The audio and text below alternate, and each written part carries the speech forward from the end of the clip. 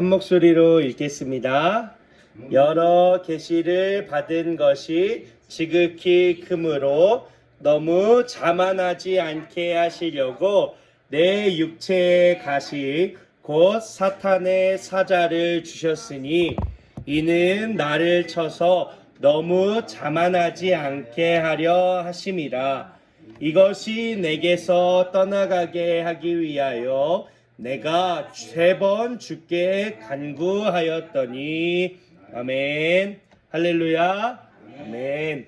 오늘도 귀한 주님의 자리를 지키는 우리 모두에게 주님이 주시는 위로와 평안이 가득하시기를 소망합니다. 우리가 함께 예배하고 말씀을 나눌 때 주님께서 우리의 삶에 기쁨을 더하여 주십니다. 오늘은 기도의 계단이라는 제목으로 함께 은혜를 나누려고 합니다. 우리의 삶에는요, 익숙한 것들이 참으로도 많습니다. 이 삶을 이제 이렇게 계속 살아가다 보면 똑같은 일상이 반복되고 그 안엔 익숙한 행동들이 가득합니다. 근데 이게 익숙하다 보면은 그 익숙한 것의 소중함을 까먹게 되는 경우들이 있습니다. 근데 우리는 그렇게 그 소중함을 까먹고 그 익숙한 것을 소중하게 여기지 못할 때, 그러다가 그것을 잃어버리면 비로소 그것이 우리에게 소중한 것이었음을 깨닫게 됩니다. 우리 코로나 이전의 시대가 그랬습니다. 마스크 없이 편안하게 만났던 일상이 있었고요. 그리고 지금 자연이 또 그렇습니다. 자연이 많이 변했다고 하죠. 우리 지금 정말 요새 날씨가 오락가락합니다. 어제도 이제 산을 넘을 때마다 막 비가 왔다 안 왔다 하는데 예전에 비해서 날씨가 정말 어려워졌습니다. 근데 예전에는 이렇게 자연이 소중한지를 참 몰랐습니다. 이제 와서 없어지니까, 자연이 이상해지니까 우리는 이 자연이 정말 소중했구나 이렇게 깨닫게 됩니다. 그럼에도 우리가 이 삶 속에서 잃어버리지 않은 것, 소중한 것들이 아직 남아 있습니다. 그것들을 우리는 소중하게 지킬 수 있어야 합니다. 어떻게 지키느냐는 바로 우리들이 어떻게 생각하고 행동하느냐에 따라 달려 있습니다. 중요하고 필요한 것임을 알면서도 우리가 지나치고 소중하게 여기지 않는다면 그것은 다시 또 우리의 삶에서 소중하지 않은 것이 되어버립니다. 우리가 그 의미를 기억하고 소중하게 생각할 때 그것들은 빛을 발하게 됩니다. 그래서 우리가 계속해서 나누고 있는 것이 뭐냐면 기도입니다. 기도는 우리의 삶에 정말 익숙한데, 정말 익숙하고 소중한데, 우리가 이게 너무 익숙하다 보니까 이 기도가 소중한지를 까먹고 잃어버린다면 우리는 기도를 다시 되찾는 것이 힘들어집니다. 지난주에 기도를 나눴는데 기도는 우리의 특권이라고 했습니다. 우리가 정말 소중히 사용해야 하는 특권, 우리에게 주어진 특권입니다. 신앙생활은, 우리의 믿음의 삶은요, 우리가 이제 믿기로 시작했다, 교회를 다닌다, 이렇게 출발했다 그러면 자동으로 가지는 그런 내리막길이 아닙니다. 우리의 힘으로 발을 내딛어야 하고 우리가 믿음으로 그 길을 걸어서 오늘 말씀의 제목처럼 계단을 올라가는 것과 같습니다. 그래야 우리의 신앙과 믿음은 더 자라날 수가 있습니다. 일상의 삶에서 우리가 이 신앙의 삶을 잘 이루어내기 위해서는 오늘 말씀 제목처럼 기도로 그 계단을 잘 올라갈 수 있어야 합니다. 오늘은 4가지 기도의 계단에 대해서 나눠보려고 합니다. 우리가 오늘 말씀을 나누면서 우리 삶에 정말 소중하고 필요했던 이 기도를 어떻게 할 수 있을까? 어떻게 기도를 우리가 소중히 다루고 그 의미를 생각해야 할까? 기도의 빛을 발하게 하려면 어떻게 우리가 기도의 계단을 걸어가야 할까? 이렇게 나눠보려고 합니다. 이 기도의 계단, 우리가 계단을 오르려면 어떻게 해야 되죠? 그 계단의 출발선, 그 계단의 1층에 서야 됩니다. 이 기도의 계단을 오를 수 있는 첫 번째 그 출발선은 바로 하나님의 존재입니다. 우리가 기도를 하려면요, 하나님의 존재를 인식하고 하나님이 우리와 함께 하시는 분이라는 것을, 이 땅에 분명히 존재하고 우리의 옆에 계신 분, 우리의 안에 계신 분이라는 것을 분명히 인정할 수 있어야 합니다. 앞에서 말했듯이 우리에게 익숙한 것들이 정말 많은데 그중 가장 익숙한 것이 바로 하나님입니다. 우리가 이렇게 교회를 다니고 이러다 보니까 하나님은 당연히 우리 옆에 계시는 분이구나, 하나님은 당연히 언제나 계시는 분이시구나, 이렇게 익숙해서 이 하나님을 잊고 살아갈 때가 많습니다. 그래서 우리는 이 출발선에서 정확하게 기억할 수 있어야 합니다. 하나님은 우리와 함께 하시는 분, 이 세상을 주관하시고 우리의 삶을 인도하시는 분명한 우리의 주인이심을, 주님이심을 인정하고 인식하고 우리가 그 기도의 계단 앞에 설 수 있어야 합니다.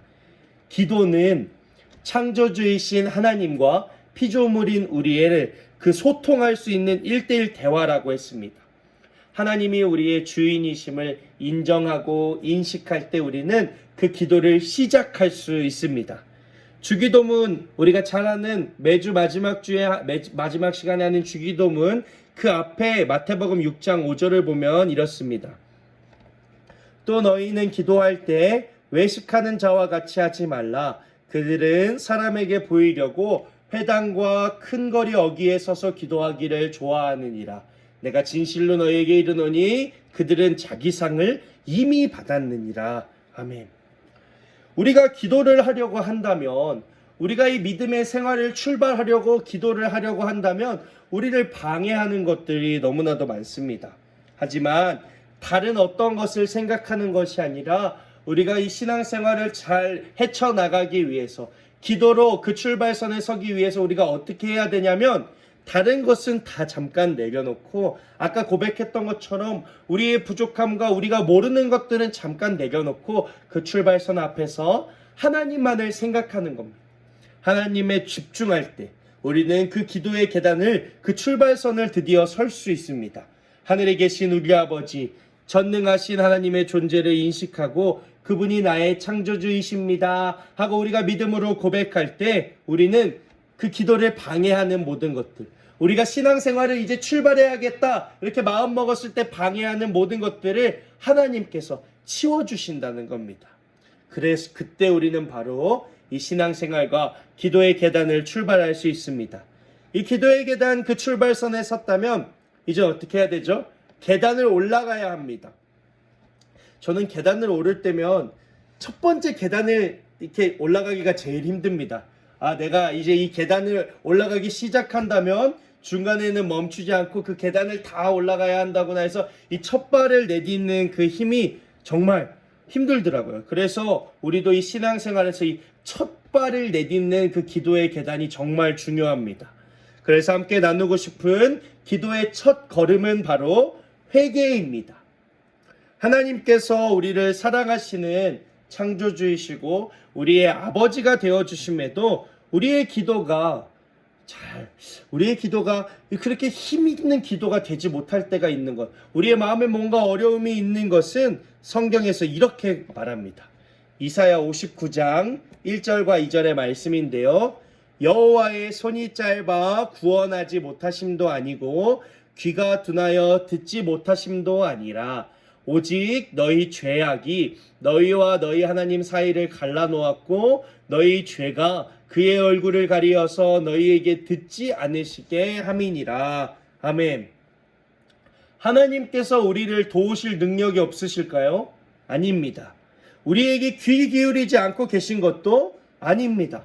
하나님은 늘 우리를 도우실 그 능력의 손으로 우리에게 집중하고 계시는데 우리의 기도가 닿지 못하는 것, 우리가 그 한 걸음을 출발하지 못하는 것은 우리에게 남아있는 죄 때문입니다. 기도는 하나님과의 소통이라고 했습니다. 하나님과 1:1 대화인데 우리의 죄로 인해, 우리의 부족함으로 인해 그 죄가 가려지는 겁니다. 그 통로가 가려지는 겁니다. 죄를 짓는다고 부모와 자녀 사이가 틀어지지는 않습니다. 기도해야 함을 분명히 깨닫고 있는데 기도에 집중하지 못한다면, 기도의 자리로 나아가지 못한다면 우리는 하나님과 그 기도의 대화를 이어갈 수 없는 겁니다. 우리는 기도를 시작하면 먼저 하나님과 우리 사이를 가리고 있는 그 죄를 치울 수 있어야 합니다. 회개해서 그 죄를 내려놓을 때 드디어 우리는 하나님과 진심으로 이렇게 기도로 대화할 수 있는 겁니다. 우리의 기도가 하나님께 닿을 수 있는 겁니다. 하나님께서는 우리에게 계속 집중해주고 계시고 우리의 기도에 귀를 기울이고 계시는데 우리가 우리의 부족함과 죄를 내려놓지 못하고 계속 우리의 생각에 가득 차서 하나님께 닿지 못한다면 하나님께서는 누구보다 슬퍼하시며 우리를 향해 눈물을 흘리십니다. 그렇게 우리는 먼저 회개하면서 우리의 죄를 하나님 앞에 아까 고백했던 것처럼 하나님, 우리의 부족함과 죄를, 한 주간 몸으로 지었던 죄, 마음으로 지었던 죄를 내려놓습니다. 그럴 때 하나님과 우리 사이를 가리고 있던 그 모든 것이 깨끗해지고 우리의 기도가 하나님께 닿게 될 줄로 믿습니다. 그때서야 우리는 분명히 하나님 앞에 기도의 계단, 하나님 앞에 그 믿음의 삶의 계단을 한 걸음, 그 첫 발을 내디딜 수 있게 되는 겁니다. 그리고 이제 첫 걸음을 내렸다면 힘차게 그 모든 걸음을 계속해서 움직일 수 있는 힘이 필요합니다. 기도를 계속할 수 있는 힘, 또 믿음의 삶을 계속해낼 수 있는 힘, 세 번째는 바로 예수님의 이름으로 구하는 것입니다. 기도의 계단을 꾸준히 오를 수 있는 것, 우리의 신앙생활을 멈추지 않고 계속할 수 있는 것은 예수님의 이름으로 간구하는 겁니다. 요한복음 16장 23절과 24절은 이렇게 고백합니다. 내가 진실로 진실로 너희에게 이르노니 너희가 무엇이든지 아버지께 구하는 것을 내 이름으로 주시리라. 지금까지는 너희가 내 이름으로 아무것도 구하지 아니하였으나 구하라. 그리하면 받으리니 너희 기쁨이 충만하리라. 아멘. 예수님께서는 지난주에 우리에게 특권을 주셨다고 했습니다. 우리는요, 예수님의 이름으로 구할 수 있는 그리스도인들입니다. 예수님의 이름으로 간구할 수 있도록 주님이 말씀을 통하여 허락해 주셨습니다. 우리가 맨날 기도할 때면 마지막에 어떻게 하죠? 예수님의 이름으로 기도드렸습니다. 이거는 그냥 하는 게 아닙니다. 당연히 하나님께 우리가 무엇인가를 구해도 되는 그런 무기 같은 것이 아닙니다. 그냥 단순한 마무리가 아니라 우리의 행실이 아닌 우리가 예수님의 이름으로 이 모든 것을 간구합니다 라는 믿음의 고백입니다. 우리의 신앙생활을 할 때, 우리의 기도를 고백할 때 우리가 계속 그것을 중요하다 생각했는데 우리의 믿음과 우리의 행실이 때문이 아니라 먼저 예수님께서 우리의 죄를 사하여 주셨고 우리의 삶을 구원해 주셨습니다. 이런 고백을 더할 때 우리의 믿음은 그 힘을 더하여 간다는 겁니다. 우리의 기도는 그 힘을 더하여 간다는 겁니다. 예수님의 이름으로 기도한다는 것은 그리스도인의 정체성을 확인하는 겁니다. 예수님께서는 하나님의 모든 권세를 가지고 이 땅에 내려오셨습니다. 우리가 그 이름으로 간구한다는 것은요, 하나님 나라, 그리스도인, 예수님의 제자, 우리가 하나님 나라의 백성이라는 그런 출입증 같은 겁니다. 회사에 갈 때 출입증을 찍고 들어가는 것처럼 우리가 옛날에 코로나 때 교회 들어올 때 열을 찍고 이렇게 들어왔던 것처럼 예수님의 이름으로 하나님께 간절히 구할 때 하나님께서 예수님을 통해 이 땅에 이루어 주시고 우리에게 부어주셨던 그 축복을 우리가 누릴 수 있게 되는 겁니다.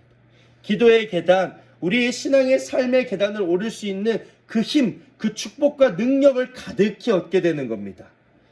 하지만 그렇다고 해서 우리가 그 신앙의 삶을 완성하는 것은 또 아닙니다. 기도의 계단의 그 끝에 닿을 수 있으려면 그 마지막 바로 우리가 하나님의 뜻 앞에 항복할 수 있어야 합니다. 이 항복이라는 단어 참 어쩔 때는 거부감이 들기도 하지만 우리가 기도에 대해 가장 많이 하는 실수는 기도할 때 자신도 모르게 우리가 그 기도가 이루어지기만을 바란다는 이기적인 마음이 생기기도 합니다. 교만이 생기기도 합니다.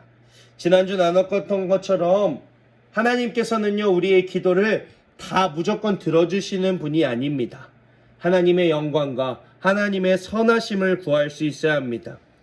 하나님의 마음과 시선은 우리의 기도의 제목에 있지 않습니다. 우리 자신에게 있습니다. 누구보다 우리를 잘 아시는 하나님께서 우리의 마음을 보시고 그 기도의 제목을 이뤄주시는 것이 아니라 우리에게 더 좋은 것을 더해주시기 위해 아이를 키울 때 아이가 초콜릿을 좋아한다고 해서 사탕을 좋아한다고 해서 그 부모가 초콜릿과 사탕을 계속 주나요? 그렇지 않습니다. 계속 먹으면 이가 썩을 것이라는 것을 알고 있기 때문에 적당히 줍니다. 때로는 단호하게 거절하면서 아이가 원하는 것을 주지 않기도 합니다. 오늘 본문의 바울을 보면요, 3번이나 하나님께 간구했습니다. 그러나 응답받지 못했습니다. 우리가 너무나도 잘 아는 사도 바울, 누구보다 주님의 일을 열심히 했던 그가 몸에 아픔이 있어서 육체에 가시가 있어서 하나님께 기도했지만 3번이나 간구했지만 하나님께서는 그 기도를 들어주시지 않았습니다. 한 목사님의 이야기가 있는데요. 이 목사님께서는 8살이 됐을 때 소아마비 장애가 찾아왔다고 합니다. 그러니까 이 목사님은요, 평생을 소아마비 장애인으로 사셨다는 겁니다. 그래서 그 마음에 어떤 마음이 있었냐면 나는 육체가 약하니까 마음만은 강해야 한다. 이런 마음이 있고 때로는 불만이 있었다고 합니다. 그러던 중에 이제 고1 때 처음 교회를 가고 고2 때 목회자가 되기로 결단하셨다고 합니다. 근데 이제 이 목사님께서 목회자가 되기로 결단하고 이 기도를 시작하셨다고 해요. 하나님, 제 다리를 고쳐주세요. 이제 다리가 불편하셔서 제대로 걷질 못하셨는데 정말 내가 목사님이 되기로 결단하지 않았습니까? 내가 주님을 위해 좋은 일을 하겠습니다. 주를 위해 살겠습니다. 하지만 내가 이 장애를 가지고는 주를 위해 살기가 어려우니 제 다리를 고쳐주십시오. 제 마음이 나쁜 마음은 아닙니다. 좋은 목사가 되겠다는 마음입니다. 이렇게 기도했다는 겁니다. 그렇게 4년을 하루도 빠짐없이 기도하셨다고 합니다. 그러던 중에 이제 미국으로 가게 되어서 미국에 가서 이제 있었는데 어느 날 저녁에 거리를 걷다가 한 교회의 저녁 예배를 참석하셨대요. 이제 목사님께서 한 사람 한 사람 이렇게 기도를 해주시는데 이 목사님이 그 기도를 딱 받고서 너무 마음의 감동을 받았다는 거예요. 이 아픔 중 와중에도 마음도 불편한 와중에도 그 설교 말씀을 듣고 기도를 듣는데 너무 좋았대요. 그리고 이제 말씀 시간이 찾아와서 말씀을 듣는데 그 말씀의 내용이 이 목사님의 속에 분노를 일으켰다는 거예요. 어떤 내용이었냐면 정말 우리가 흔히 듣는 이 설교의 내용입니다. 믿음으로 기도하면 무슨 병이든지 다 낫는다. 이 말씀을 듣는데 이 다리가 불편했던 목사님이 속에 막 분노가 막 이렇게 막 올라왔다는 거예요. 4년 동안 내가 믿음으로 매일 빠짐없이 기도했는데 정말 용납이 안 되는 거예요. 그러면 내가 기도를 응답받지 못하는 게 내 믿음이 부족한 건가? 내가 걷고 있는 길이 잘못된 길인가? 그런 생각까지 하셨다고 합니다. 하나님이 원하시는 믿음은 도대체 무엇인가? 이런 물음을 가지고 이제 예배가 끝나고 이런 설교를 전해주신 목사님을 찾아가서 물었다고 합니다. 정말 믿음으로 기도하면 모든 병이 다 낫나요? 그렇습니다. 이렇게 대답해요. 정말 그렇습니까? 다시 물었어요. 정말 그렇습니다. 이제 그래서 이 다리가 아팠던 목사님이 설교를 전해주신 목사님께 화가 나서 우리가 읽었던 오늘 본문을 이렇게 들여서 말하려고 했대요. 아니 바울도 믿음으로 살았던 바울도 3번이나 주께 간구했는데 그 육체의 아픔이 낫지 않았습니다. 이렇게 말하려 하는데 그 목사님이 이렇게 말했다는 거예요. 바울이 가지고 있던 그 육체의 가시 기도했을 때 다 낫습니까? 이렇게 물었다는 거예요. 그래서 이 목사님이 아니 목사님도 말씀 들었으니까 알지 않습니까? 우리도 오늘 말씀을 읽었잖아요.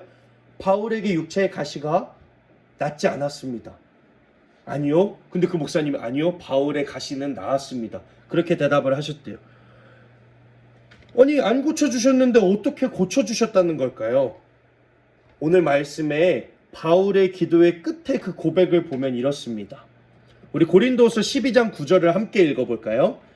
나에게 이르시기를 내 은혜가 내게 족하도다. 이는 내 능력이 약한 데서 온전하여 짐이라 하신지라. 그러므로 도리어 크게 기뻐함으로 나의 여러 약한 것들에 대하여 자랑하리니 이는 그리스도의 능력이 내게 머물게 하려 함이라. 아멘. 하나님께서는 이 바울의 기도, 그 육체의 가시를 깨끗게 해달라는, 치료해달라는 그 기도의 응답을 그 병을 치료해 주신 게 아닙니다. 그 기도에 응답하시기를 너가 받은 계시가 너무 크므로 교만하지 않게 하려고 그 가시를 통해 너를 사용하겠다. 이렇게 응답하셨습니다. 가득한 하나님의 은혜. 바울이 하나님의 뜻을 안 다음에 그 가시를 지워달라고 또 기도했을까요? 아닙니다. 오히려 그 아픔에 만족하고 기뻐하며 그 약함을 자랑했습니다. 그것은요, 더 이상 그에게 육체의 가시가 아니었던 겁니다. 오히려 하나님이 그를 사용하시기 위한 하나님의 은사였습니다. 하나님께서 그에게 그를 사용하시기 위해 몸에 가시를 주셨음을 깨달았을 때 더 이상 바울은 괴로워하지 않았습니다. 더 이상 그것은 질병이 아니었던 겁니다. 이러한 목사님의 대답을 들은 그 소아마비 다리가 불편했던 목사님께서 그날 자신의 병이 나았다고 고백합니다. 더 이상 소아마비는 나에게만큼은 장애가 이제 더 이상 아니다, 이렇게 고백합니다. 일상생활 속에 제약은 있을지 모르겠으나 내 인생에 장애가 될 수는 없다. 나를 통해 사람을 세우시는 일을 하시는 하나님의 그 선하신 그 능력이다, 그 은사다, 이렇게 고백합니다. 다 보지 못하는 긴 시간 속에 제 인생을 시작하셨고 인도하시는 하나님께서 함께 하시는 그 선하신 주권을 믿고 신뢰합니다, 이렇게 고백합니다. 우리는요, 살아가면서 이런 기도를 참 많이 합니다. 우리의 아픔을 낫게 해주세요. 우리의 부족함을 채워주시고 우리가 원하는 것을 더하여 주세요. 하지만요, 사실 생각해보면 세상에 완벽한 사람은 없습니다. 우리의 삶에는 부족하고 비어있는 공간이 있을 수밖에 없습니다. 이 빈 공간을 우리의 눈으로 보면요, 세상의 시선으로 보면요, 정말 크게 부각됩니다. 내가 잘 못하는 것, 내가 아픈 것, 내가 어려워하는 것은요, 정말 나에게 큰 잘못 같습니다. 그러나 그것은 잘못이 아닙니다. 단점과 약점 같아 보일 수 있겠지만 하나님의 눈으로 본다면요, 하나님의 마음으로 본다면요, 그것은요, 축복이고 하나님이 일하시기 위한 통로입니다. 하나님께서는 이 빈 공간을 통해 우리에게 찾아와 주십니다. 우리가 이 부족할 때 하나님을 찾고요, 이 부족할 때 하나님께 간구하기 때문입니다. 의지하기 때문입니다. 네 번째, 우리가 하나님께 닿을 수 있는, 하나님께 그 더 힘차게 나아갈 수 있는 그 기도의 계단, 항복입니다. 우리가 이 부족함을 계속 채워서 높아지려고 하는 것이 아니라, 이를 통해 하나님께서 뜻을 이루려 하시는구나, 나의 부족함을 하나님이 들어 사용하시려는구나, 그러한 하나님의 뜻과 시선 앞에 항복할 수 있어야 합니다. 기도로 항복하며 하나님의 뜻을 우리의 빈 공간에 채울 수 있기를 믿음으로 고백해야 합니다. 우리 사랑하는 성도님들께 부탁드립니다. 우리가 함께 결단할 수 있기를 소망합니다. 하나님 앞에 우리의 부족함과 연약함, 우리의 뜻을 내려놓고 항복하실 수 있기를 바랍니다. 우리의 삶을 하나님의 뜻으로 채워가고 우리의 빈 공간을 우리의 시선과 우리의 그 약함으로 채우는 것이 아니라 하나님으로 채워갈 때, 하나님의 마음으로 채워갈 때 우리의 약함을 들어 사용하시고 우리의 부족함을 채워 넘쳐 흐르게 사용하실 그 하나님의 역사를 함께 기대하는 우리가 되기를 간절히 소망합니다. 우리의 말씀을, 오늘 읽은 말씀을 다시 한번 돌아보겠습니다. 신앙의 여정을 걸어가는 기도의 계단에서 우리는 첫 번째, 하나님의 존재를 꼭 인정하고 기도해야 한다고 했습니다. 그리고 그 하나님께서 전능하신 분일 뿐 아니라 우리의 아버지 되심을 기억하고 인정할 때 우리의 신앙은 힘차게 그 발걸음을 출발할 수 있다고 했습니다. 그럴 때 우리의 마음을, 우리와 하나님과의 관계를 가리고 있는 그 죄를 회개해야 합니다. 그럴 때 우리는 그 기도가 하나님께 닿고 하나님과 더 원활히 대화하며 힘을 얻을 수 있습니다. 회개함으로 하나님과 우리 사이를 막고 있는 죄의 벽을 무너뜨리고 나아가 우리는 예수님의 이름으로 간구해야 합니다. 예수님의 공로를 의지하여 우리를 위해 하늘의 모든 권세를 가지고 이 땅에 오신 하나님과 예수 그리스도와 함께할 때 우리는 우리의 믿음을 굳건히 세워나가며 우리의 기도의 삶을 굳건히 세워나갈 수 있습니다. 그리고 마지막으로 우리가 항복, 기도할 때 내 뜻보다 하나님의 선하신 그 뜻이 이루어지기를 항복할 때, 소망할 때 결국 우리보다 우리를 잘 아시는 그 하나님의 뜻이, 하나님의 마음이 우리의 삶을 가득 채우게 되는 겁니다. 하나님은 언제나 우리를 향해 뜻을 세우고 계십니다. 하나님은 태초 그 이전부터 우리를 향해 선하신 그 계획으로, 그 섭리로 우리를 이끌고 계십니다. 그렇게 우리는 우리의 삶의 모든 공간을 하나님으로 채우기 위해 노력해야 합니다. 우리가 살아가다 보면은 계속해서 보이는 우리의 연약함들, 부족함들, 아픔들이 있을 텐데 그곳들을 계속 주님으로 채워갈 수 있어야 합니다. 그럴 때 우리의 삶은 주님으로 힘입고 주님이 사용하시는 선한 그리스도인, 아름다운 삶의 모습으로 이루어갈 줄로 간절히 소망합니다. 마지막으로 전대진 작가님의 글을 읽어드리겠습니다. 우리가 기도하면 하나님이 움직이신다. 우리가 엎드리면 하나님이 일하신다. 우리가 부르짖으면 하나님이 들으신다. 사람이 일하면 사람이 일한 만큼의 결과가 나오지만 사람이 기도하면 전능하신 하나님이 일하신다. 기도는 놀라운 능력이 있다. 기도가 열쇠다. 아멘. 우리가 신앙과 삶을 살아감에 있어, 기도를 함에 있어 주님과 함께 그 길을 걸어가며 정말 강하고 담대하게 주님으로 힘입는 우리 사랑하는 영광교회와 성도님들이 되시기를 간절히 소망합니다. 아멘. 기도하겠습니다. 사랑의 하나님, 지금 이 시간 우리와 함께 하시는 하나님을 바라보며 우리가 기도합니다. 우리의 예배와 기도가, 우리의 믿음과 신앙의 삶이 우리와 늘 함께 하시는 전능하신 하나님의 존재를 깨닫고 바라보고 인정하며 출발할 수 있도록 주님 인도하여 주시옵소서. 그리고 우리가 부족하여 하나님과 우리 사이를 가리고 있던 죄들이 우리의 삶에 가득합니다. 우리가 주님 앞에 내려놓고 회개하며 하나님과 우리가 주님의 찬란한 빛이 우리에게 가득히 쏟아질 수 있도록 주님 앞에 회개로 나설 수 있도록 인도하여 주시옵소서. 그리고 모든 일에 예수 그리스도의 이름으로 힘입는, 예수 그리스도의 이름으로 간구하는 기도를 우리의 입술의 고백을 통해, 우리의 믿음의 고백을 통해 행할 수 있도록 주님 인도하여 주시옵소서. 예수 그리스도의 그 능력이 우리의 삶에 가득할 수 있도록 주님, 우리의 힘으로 고백하는 것이 아니라 예수님의 힘으로 고백하고 살아가는 우리가 될 수 있도록 주님 인도하여 주시옵소서. 그리고 마지막으로 우리가 우리의 뜻만을 높이고 세우는 것이 아니라 하나님의 뜻을 바라보고 우리보다 우리를 잘 아시는, 우리보다 우리가 선하고 좋은 길로 향하길 원하시는 그 하나님의 뜻 앞에 항복할 수 있는 우리가 되도록 주님 인도하여 주시옵소서.